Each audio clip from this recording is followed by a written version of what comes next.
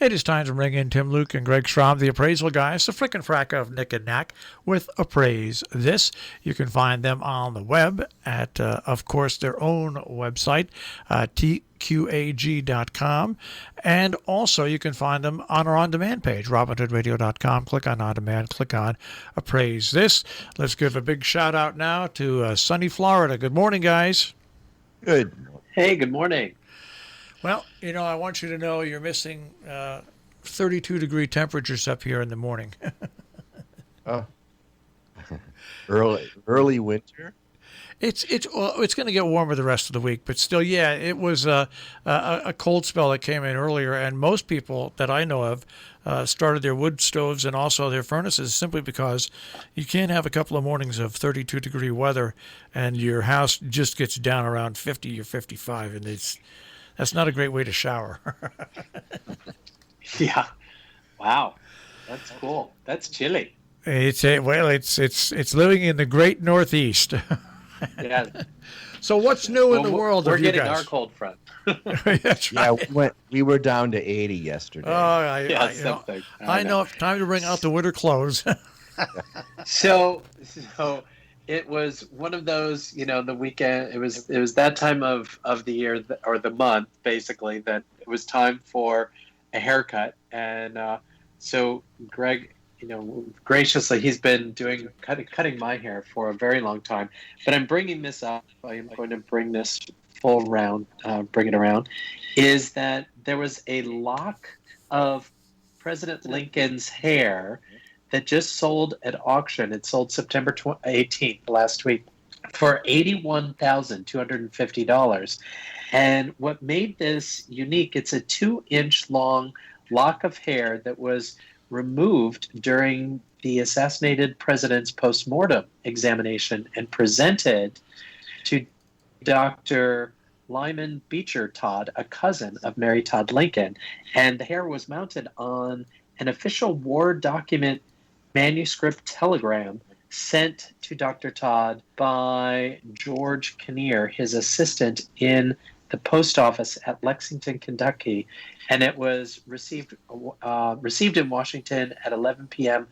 on April 14th, 1865. So to have this, and we've talked a little bit about locks of hair at auction, and lots of things have sold, and I've seen a number of collectible items. I just did an appraisal a couple of back in, I want to say April, I think it was.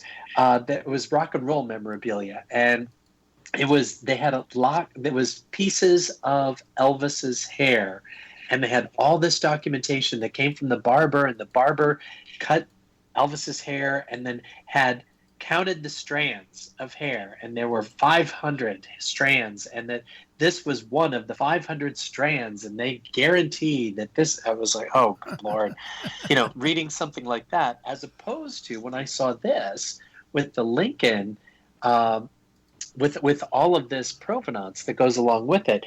It's fascinating, but I think human beings as collectors have always been fascinated with famous people's locks of hair, which I thought was interesting. So, well, it's if you see the photograph of it, it's also an interesting photograph because they have it bound and tied with a piece of cord thread in the center of it, and the way it's multicolored. It's gray and it's dark, but the way they have it, it's kind of odd because it looks like a mustache. Yeah, it does. But it's when you look at the photograph, it's actually a little haunting to look at once you realize what it is. So it does have, that sort of personal piece of history does have an effect on you when you look at it, because you take a look at it. Yeah. Yeah, there's something very haunting, and it's kind of like a train wreck. You have to keep looking at it. You can't take your eyes away. Well, Yeah. Well, fascinating. no, go on. I was going to say also in this auction, and then we'll go. Is the other interesting thing that that caught my eye was a signed Albert Einstein photograph. It was an 8x10 photograph taken by a press photographer at Caltech's Mount Wilson Observatory in Pasadena, and signed A. Einstein, 1933, and that sold for $75,000, which those two things I just found fascinating that just sold. That was also part of that auction. It was an auction of rarities and remarkable rarities is what they called it. Well, actually, if you remember, when we first started doing Appraise this, if you remember, we did a couple of shows where we talked about oddities that were sold at, human oddities that were sold at auction. And I think it's time to do a little research again and see what oddities have sold since then, because somehow they still keep coming up, even though, because I think the conversation was leaning toward the fact that eBay will not, they put out a statement saying that they would not sell body parts or anything like that. So I think it would be interesting to do a follow-up to that show from probably, oh my God, how many years ago? Years ago. But, it also goes back to just that whole thing with the Victorian, the hair wreaths and all of the hair jewelry that they would make, the jewelry from human hair. So I'm sure that has still maintained a level of collecting, but these were just interesting items that were just, it was an accumulation of just unique, different items. Also in that sale, there was a bronze gold medal that sold for $65,000, and it was from the 1896 Summer Olympics, and the medal was for Greco-Roman wrestling. Which was awarded to a Greek athlete. And that sold, again, $65,625 is what that sold for. I think, if I'm not mistaken, 1896 was the beginning of the modern Olympics, and I think it was 1896. So that there's also that significance. If that is. Greg, it was, because it was in Athens. In 1896. Yep. Well, what's interesting is, like, when you go back to like Lincoln or you go back to George Washington, things that, maybe they have been sold at auction, but things like the wigs like George Washington and people in that time used to wear, and like wooden teeth. I mean, have things like that come up at auction for big money? That's something I think we'll have to research. I never thought, I don't remember if those have ever come up, but I could be wrong, but I'm pretty sure that he didn't have wooden teeth. Yeah, I think that was a fallacy, but I think that there have been locks of hair that from George Washington, there were some things, because being the first president and all of that, with the new country, there was a great fascination and celebration, because he was also a great general and for what he did, in starting the country. So there's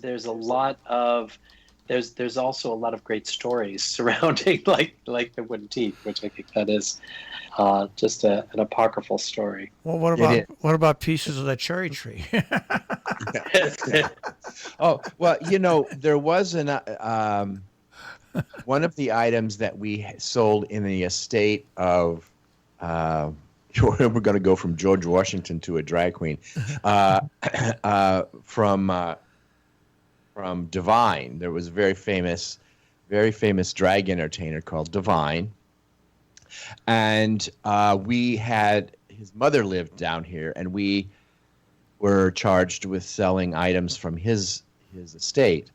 And one of the things that she pulled out when she was showing us around to what the belongings were, she opened this box and there was a partial. And she said, "Can you sell this? I think there are a lot of people who might want to have this." And we had to say, "Well, I'm sorry, but it's a body part, so we're not going to be able to sell it." So we don't ever know what happened to it, but things like that somehow do end up being sold somehow through some source. So it's possible that stuff, something like the George Washington's teeth or something like that. I do believe that those would probably be allowed to be sold at auction. But I think the whole idea was with.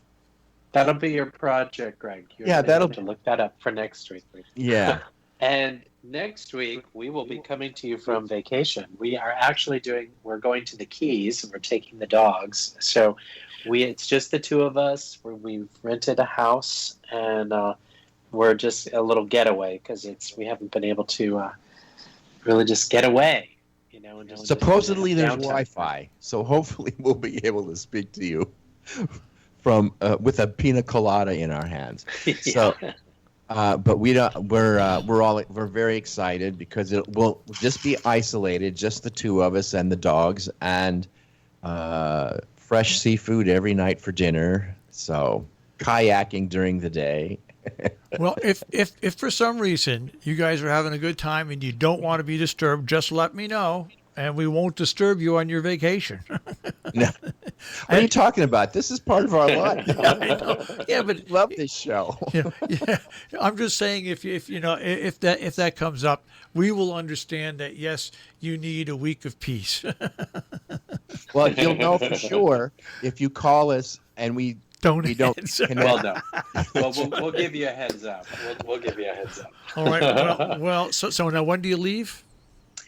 Friday. So we leave on Friday, and and it's been really busy too, and that's part of the other reason is that we've been really just going nonstop. Greg did another virtual appraisal yesterday. I'm just completing this very large project that I've been working on for the last 10 weeks. And in that time, I also had to turn in about a dozen other appraisal reports. It's, things are moving for us and people are getting back to, okay, we do need to get these things appraised. We do need to take care of these things, especially with all of these storms that have been taking place as well. And there's still more that are out there that there have been damage claims, and I had to go up to Orlando last week and do a damage claim appraisal for some things that were rain related and storm related. So it's slowly, little by little, but we're making it happen, and people are being very understanding. It's really just really great. Is that anyone we've encountered, we've always said, here's how we have to do this, and you need to wear masks, and we need to do this and do that, and everybody's obliged. And so it's been just really good to see. All right. Well, guys, I hope to speak to you next week, but enjoy the start of your vacation, and I'll see if I can come in and not ruin it. Okay. Not at all, Marshall. Hey, you guys have a great week. Take care. Hi. Bye-bye. Tim, Luke, and Greg Strom, the appraisal guys, the frick and frack of Nick and Knack with Appraise This. Once again, you can find them at tqag.com on the web.